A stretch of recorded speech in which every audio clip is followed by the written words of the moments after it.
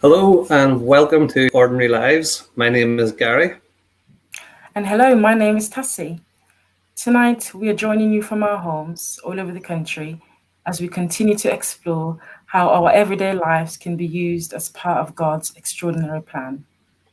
We hope you're holding up and keeping well during these times. Do let us know where you're joining us from this evening in the live chat.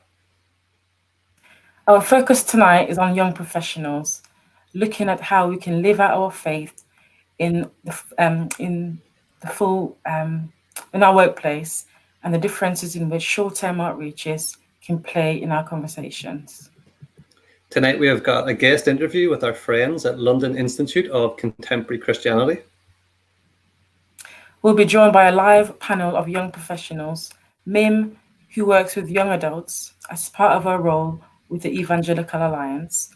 We also have Ben and Anya, who have sought to share their lives with their work communities and also those around the world who've never heard of Jesus. So do please get in touch with your questions to ask our panel about their experiences. Feel free to drop them in the chat now or as you think of them later on. First up, let's go to Leah, who recently caught up with Tim from LICC.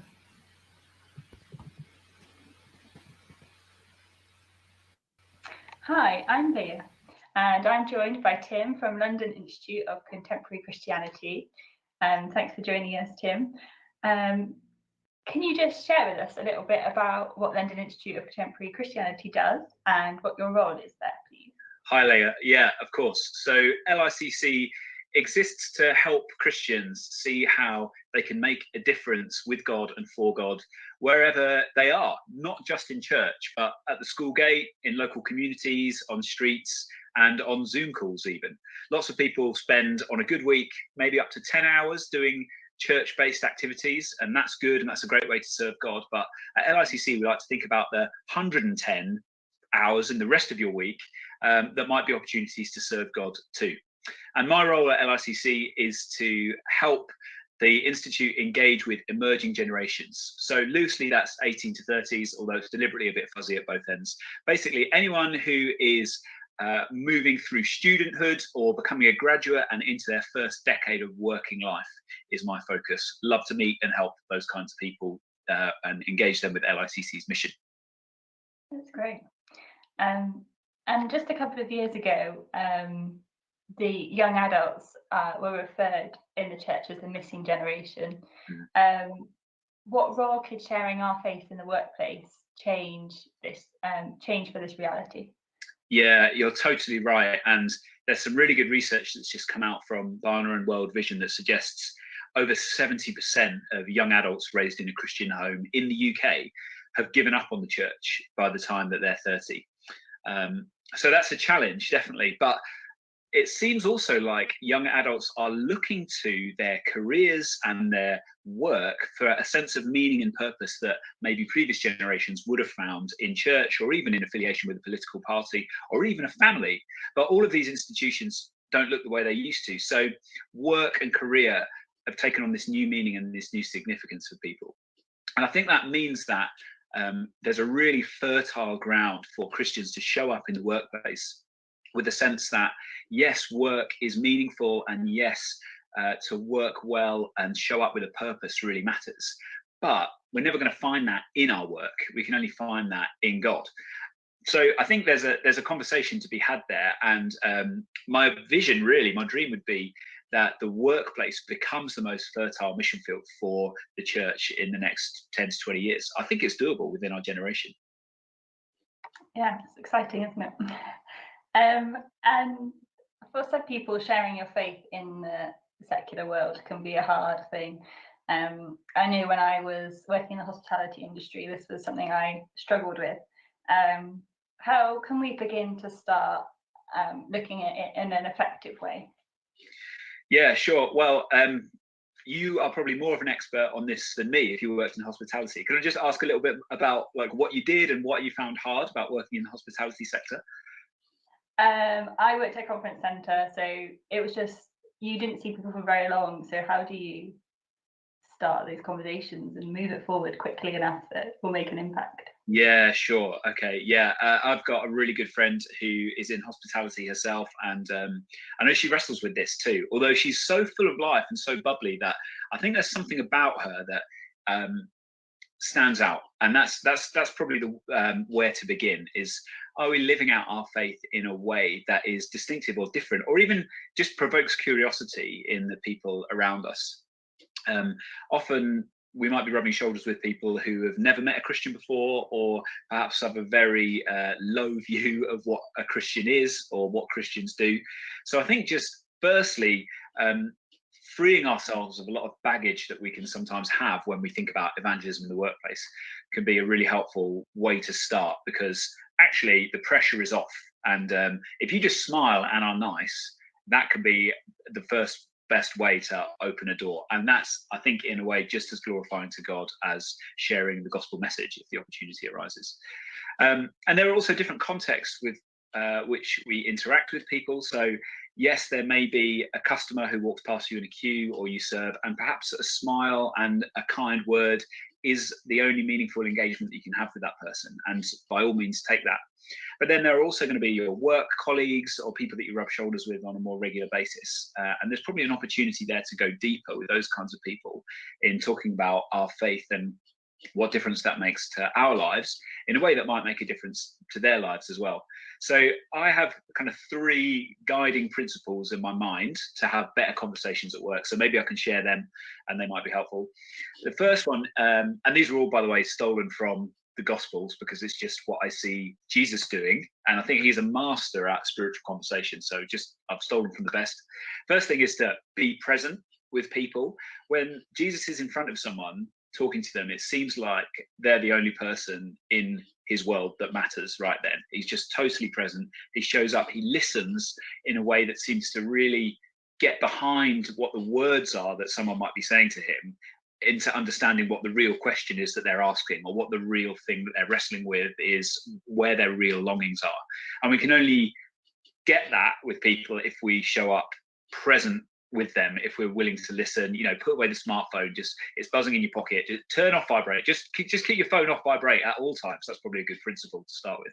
But yeah, so being present with people and listening in order to understand and hear them, hear their stories as someone loved by God and made in his image, that's the only way to start. So that's the first one, be present.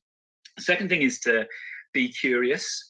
And I think we can all get a lot better at asking questions. Jesus, again, absolute master at asking good questions and helping people sort of reflect on why they might be asking the question that they're asking, or where they're coming from, or what their own answer might be to a question that they're asking.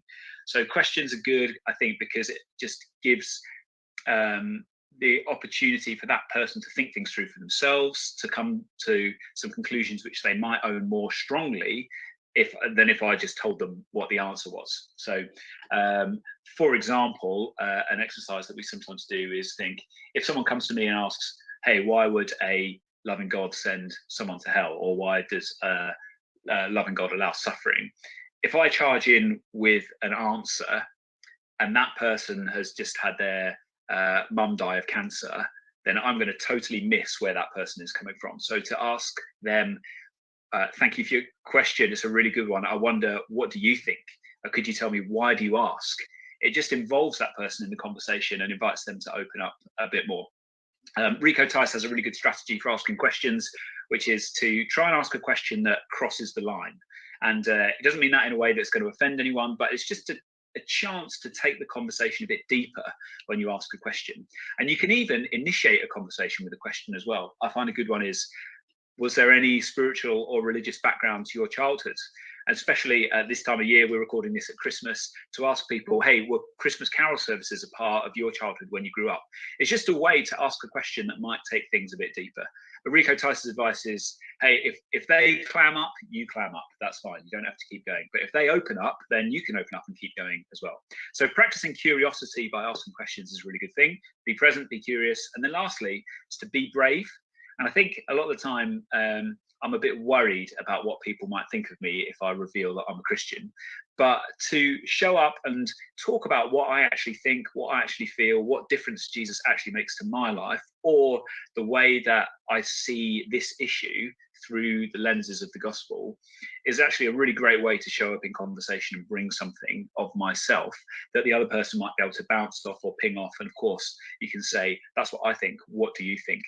I find that sharing stuff around films or books that I've watched and read is a really helpful way to do that. Have something out there that you can talk about, but I can bring myself to it and say, I watched this film at the weekend. I just found it really powerful and it touched me in all of these ways because it resonated with the way I see the world. So it's all about having spiritual conversations, not trying to get people across some sort of arbitrary line, but just opening things up and seeing where it goes. So be present, be curious, be brave, share something of yourself. Those would be my 3 guidelines that I try and live by. That's really helpful, and I'm sure everyone will be able to take something away from those 3 pieces of advice. It's great. For some people that are watching and joining us this evening, they might have only started their role in September. Is there any advice that you have for them that are just starting that could be added to those other 3 pieces of advice you've just given?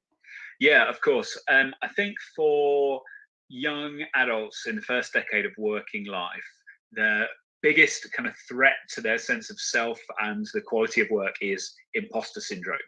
And I've asked some older people if you ever really shake it off, and they don't seem to say that you do. So I think learning to live with imposter syndrome or not let it master us is a really important thing to wrestle with, do business with.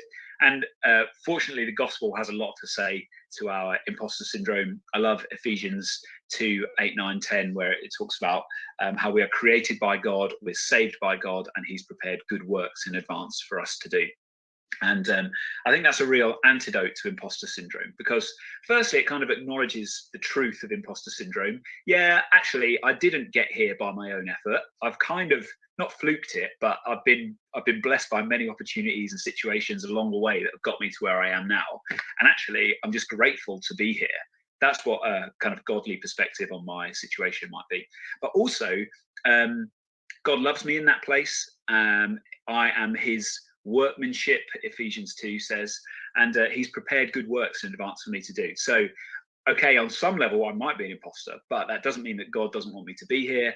That doesn't mean that I don't lean into the work that's in front of me on any given day, which could be even as simple as writing an email, could be leading a meeting, it could be writing a script, anything you want. These are things that God's put in front of me to do, and he trusts me with them. And if God trusts me with them, then there's no need for me to doubt myself or feel like I'm an imposter in any kind of way. So, I mean, that's quite a quick answer. It takes a long time to wrestle through this kind of stuff. Failure is a great opportunity to learn about yourself and who you really are and what really matters and how much God really loves you, even when things don't turn out the way you maybe hoped.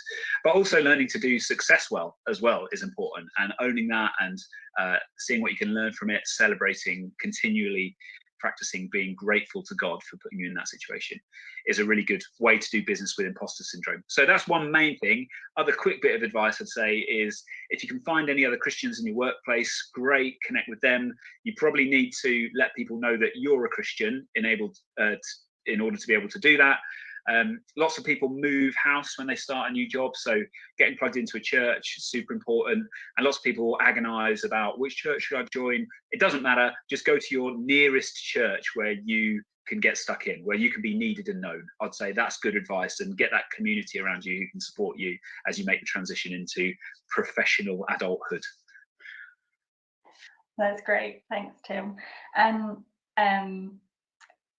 you guys at London Institute of Contemporary Christianity run sessions and have loads of resources to encourage Christians in the workplace. Is there anything about those that you'd like to share and where people can find out more? Yeah, sure, thanks. First port of call is probably the website, licc.org.uk. There's plenty on there to discover and have a route around, see what you like the look of. For young professionals particularly, we've got a few resources and events that are worth just putting on people's radars. So firstly, we have a resource called Rooted, which is for graduates making the transition out of university life into working life. We'll normally run that as a series of webinars in June. If you just Google LICC Rooted, you can register your interest for that. We have an annual conference called Rework, which is for Christians in the first decade of working life. And it's just a chance to touch base with other people in the same boat, get a good bit of input, think about what kind of habits and mindset would be helpful to make the most of the situation God's put you in. Also a bit of mentoring opportunities in that. And then we also have a program called Emerging Leaders, which is for young adults who are stepping up into first-time management and team leadership roles to think about how they can show up at work and take the lead, even if they haven't got loads of hierarchical kind of positional authority. You can still take the lead and make a difference for God in the culture of the workplace that he's put you in. So we've got loads of good thinking, biblical wisdom, kind of secular business tools that we intertwine together on that course. And that's going to be running in 2021. So search LICC Emerging Leaders if that floats your boat as well, or anything else, just get in touch. You can contact me. My email's on the LICC website. That's great. Thanks, Tim. And hopefully everyone would have taken away something to put into their work going forward for this year. Thanks for joining us. It's been great.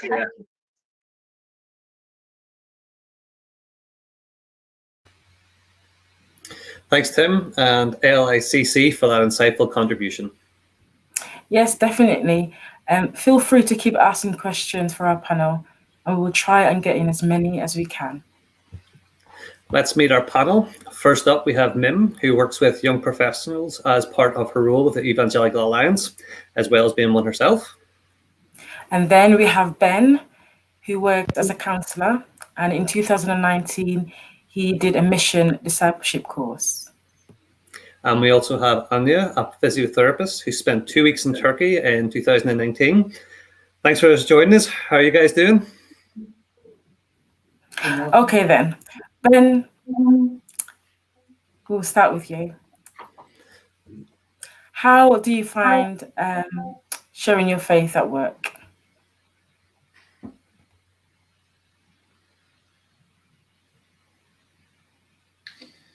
In terms of sharing my faith at work, I suppose the work that I do as a counsellor is quite solitary in many ways. And when it comes to working with clients, I suppose a big thing that I try and promote is like kingdom values and kingdom culture. So that can be things like encouraging clients to forgive themselves. A lot of people carry guilt. Sense of being able to respect authority. I think for many clients, they speak a lot about their difficult situations in the workplace and management that are very trying and testing. It says in Romans 13 about respecting authority, because all authority comes from God's. And I think when there's opportunities to go deeper as I get to know clients, there's something around clients having an opportunity to ask me questions about who I am and what matters to me. I'm not permitted to share my faith unless a client does bring up something about spirituality. So I suppose it does depend on going deeper with clients when they do ask kind of more questions around meaning of life. In terms of working with other counsellors, it's about getting to know them and their personal life and talking about how I practice. And one thing that I really try and work with in terms of the way that I work as a counsellor is around things called core conditions, and one of them is unconditional positive regard. It's a bit of a mouthful, but it's basically around having, without condition, good regard for a client. And I suppose I see that as God's love for us being unconditional, and actually having the opportunity to talk to other counsellors who work in the same way as me, and talking about UPR and what it means to show love almost for clients. So that's a big thing in the way that I kind of share my faith in the workplace. Thanks for sharing that, Ben. Really appreciate your insights on that. And Anya, could you share with us the difference your short-term outreach made with how you share your faith? So it was a great conversation starter, because when you say you're going to Turkey, people say, oh, resorts, cheap wine, what are you doing? And the answer with OM, as ever, is I don't really know. It could potentially be a little bit dangerous. You know, just before I left on this outreach, the last time I was told I was probably going to a city where Christians were killed in 2007. And I shared that at work, and I shared that that had sort of scared me a little bit. But then it was great to talk about how the Lord gave me peace in that. And and to talk about, you know, the powerful things that God had done within that. So it was a real blessing. Brilliant answer, Anya. Thank you so much. In a time when it seems so much harder to have meaningful conversations with our colleagues, maybe we used to have coffee at the coffee machine or at the water filter. Mim, tell us then, how then can we build confident relationship or confident conversations in the future, or have over a video call, for example? Yeah, it's a great question, and one I think I've been pondering myself. And in terms of this generation, this of young professionals, we're an incredibly relational generation, and we can't meet in person. So how about like dropping a simple text saying, you know, how are you, or you're thinking of them, or how are things going outside of work? Let people know that you actually genuinely care, that these relationships are something that can be sustained outside of work. And then the hope is that when we can meet in person and we can have those conversations, that, they'll be more natural because you won't have left it this huge gap. And then the second thing is sometimes I think I definitely overlook is prayer. That's an action in itself, and asking God for those opportunities. And that's the way that we can have confidence that actually the ground has already been prepared. Even if we can't meet in person now, we've been praying for opportunities to share our faith with our colleagues. And those conversations might happen, you know, in the future. So those would be my two things. Brilliant. Yes. Thanks, Mim, for that. That was really good. Like we said about genuine relationships, I think that's really valuable. Ben, has there been anything you've done to boost your confidence in sharing your faith? So I did what's called Mission Discipleship Training with Operation Mobilization OM at the end of November. And it was a really good opportunity over about 3 months to grow in my understanding of how my story fits in with God's story, and kind of understanding a bit more about how to share my faith and growing in confidence in sharing my faith. We did a little bit of a placement, outreach, I should say, in London, which was quite an experience, a very busy street that we were in. And it just gave me an opportunity to approach people and say, you know, if you could have one wish in the world, what would it be? And then that kind of opens up where people's hearts are at and talking about God's wish for them. So that was a really great evangelism tool that we worked with, and it was a really good way to connect with people and doing that sort of outreach. It also gave me an opportunity to understand more about different cultures and how culture plays a big part in terms of how we share the gospel. So it just gave me such an opportunity to learn more, do practical placements and outreach, and grow in understanding my faith and what that looks like on a day-to-day basis in terms of sharing my faith with other people. Brilliant. Sounds great. Ben, thank you so much. We have a few questions from those watching. I think I'll ask Mim first question. And it says, what advice do you have for those starting in the workplace, Mim?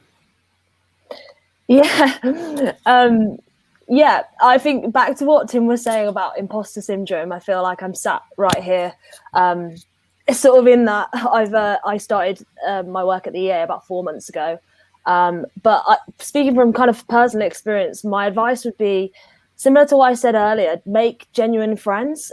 There's some people that are incredible at that first-time contact of sharing their faith. I'm personally not one of those people. But I hope that sort of my life and the way I do things and the way I interact with my friends and my colleagues at work, they'll know that I love Jesus from the way that I act. So for those out there that are like, gosh, I just don't have the confidence to share my faith straight away, I'd say pressure's off. Don't feel like on your first day you have to, get Jesus into the conversation straight away. Just love your colleagues really well. Be really generous in time. Ask them how they're doing, genuinely care. I'd say, and also do a really good job. Like if you feel called to that job, I think sometimes as Christians, sort of that word excellence can sometimes be considered a dirty word, but actually, you know, if you've been called into that role, do it really well and honor God, in that way. That's really good, yeah. This next question has come in a profession when it's not easy to share your faith. How do you do that? What tips do you have? And we'll put this question out for Anya. So I think using quite normal things to share your faith. So everyone talks about what their husband or partners do. So I always say my husband's a preacher, even though he only does that a weekend. So that sort of opens things up straight away. Again, what are you doing for your holidays? If you're doing a missions trip, then that's a great opportunity. And I think even where there are restrictions on us sharing our faith, it's quite rare that you can't say that you're Christian. So a great piece of advice that I got was to be conspicuously Christian, and you know, for your colleagues to at least know that. And then if you really do feel intimidated, or that you can't share further, or that you're, you know, not getting those questions that are letting you open up, then you have let them know that the gospel is important to you, and then hopefully those other things in your life will be a good testimony as well. Brilliant. Very insightful, Anya. Thank you so much. The next question is really open up to anyone. Have you ever offered to pray for someone at your workplace? That's for any one of you.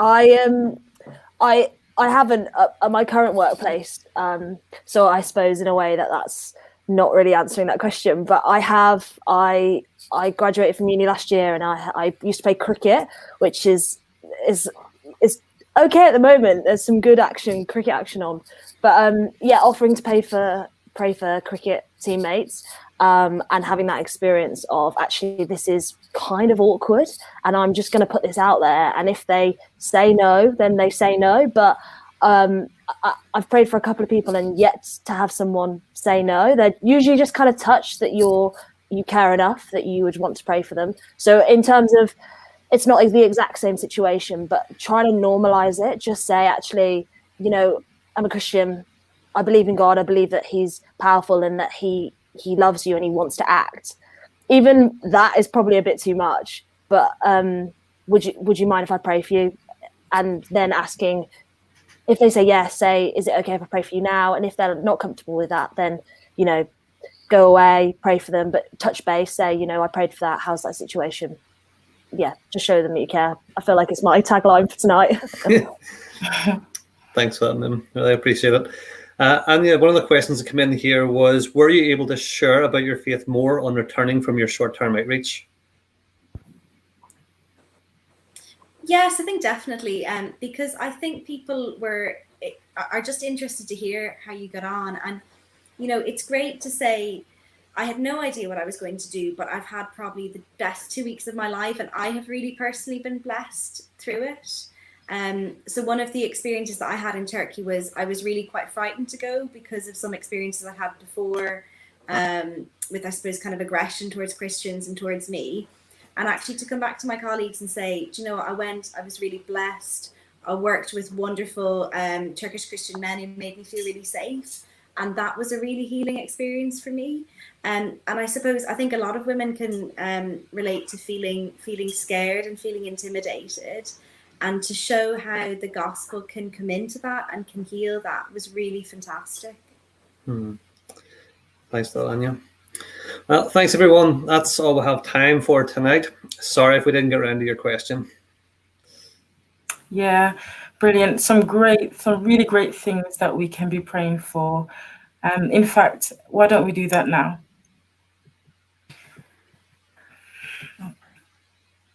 Father God, I thank you for your faithfulness. Thank you for your words. I thank you for your promises, which are unbreakable and unshakable. We thank you for this opportunity this evening to be able to have conversations relating to sharing your good news. We appreciate the work that our panelists are involved in, and I pray that you will continue to give them new and innovative ideas for sharing faith. And for those listening tonight, I pray that the ideas shared tonight will be used to draw many into the kingdom. Amen. Yeah, so next month we hope to be back continuing the conversation with young professionals who have taken their profession around the world to help share the word of God. See you then. Thank you. See you.